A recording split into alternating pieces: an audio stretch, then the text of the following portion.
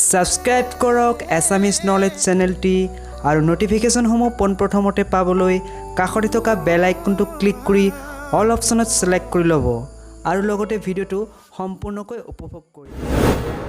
নমস্কাৰ প্ৰিয় দৰ্শক, মই পুলকেছে আপোনালোক সকলোকে মোৰ চেনেলত পুনৰবাৰ স্বাগতম জনাইছো। দৰ্শকসকল, আজি মই আপোনালোকক 4টা প্ৰশ্ন আৰু 2টা হাতৰ জনাবলৈ ওলাইছো। কি আছে সেই 4টা প্ৰশ্ন আৰু 2টা হাতৰ জানিবলৈ ভিডিওটো সম্পূৰ্ণকৈ উপভোগ কৰিব। আৰু লগতে যিসকলে মোৰ এই চেনেলৰ ভিডিও প্ৰথমবাৰ উপভোগ কৰি আছে তেন্তে পলম কিহৰ, এতিয়াই সাবস্ক্ৰাইব কৰি লওক আৰু ভিডিওসমূহ আগতীয়াকৈ পাই থাকিবলৈ কাষৰ নোটিফিকেশন বেলটো প্ৰেছ কৰি অল অপচনত সিলেক্ট কৰি ল'ব। তেন্তে দৰ্শকসকল, এতিয়া বলকচোন প্ৰশ্ন আৰু হাতৰ কেইটা আপোনালোকক জনাই দিওঁ। আজিৰ প্ৰথম প্ৰশ্নটো হ'ল, একে সময়তে এখন হাতেৰে লিখিব আৰু আনখন হাতেৰে আঁকিব পৰা ব্যক্তিজন কোন? ইয়াৰে উত্তৰটো হ'ল ইটালীৰ লিওনাৰ্ড দা ভিঞ্চি।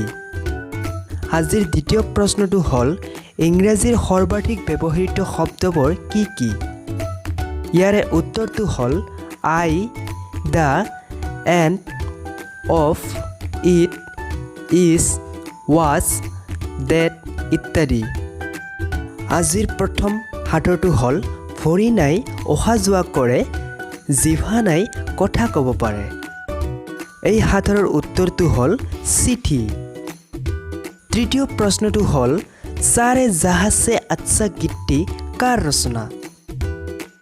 ইয়াৰে উত্তৰটো হ'ল মহম্মদ ইকবাল। আজিৰ অন্তিম তথা চতুৰ্থ প্ৰশ্নটো হ'ল, কোন লেখকে এন্ধাৰ ঘৰৰ বাহিৰে আন ক'তো লিখিব পৰা নাছিল? ইয়াৰে উত্তৰটো হ'ল ফৰাচী লেখক এমিল জোলা।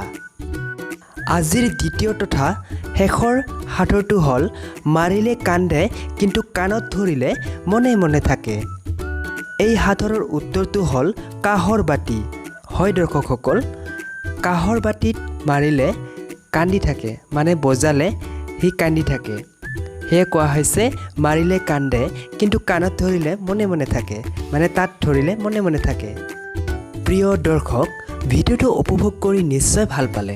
এই ধৰণৰ জ্ঞানৰ ভিডিঅ'ৰ সৈতে জড়িত হৈ থাকক আৰু সদায় কৌশলে থাকক। অন্য এটা ভিডিঅ'ত আকৌ লগ পোৱাৰ প্ৰতিশ্ৰুতিৰে আজিলৈ ইয়াতে সামৰিছোঁ। ধন্যবাদ। Thanks for ৱাটছিং।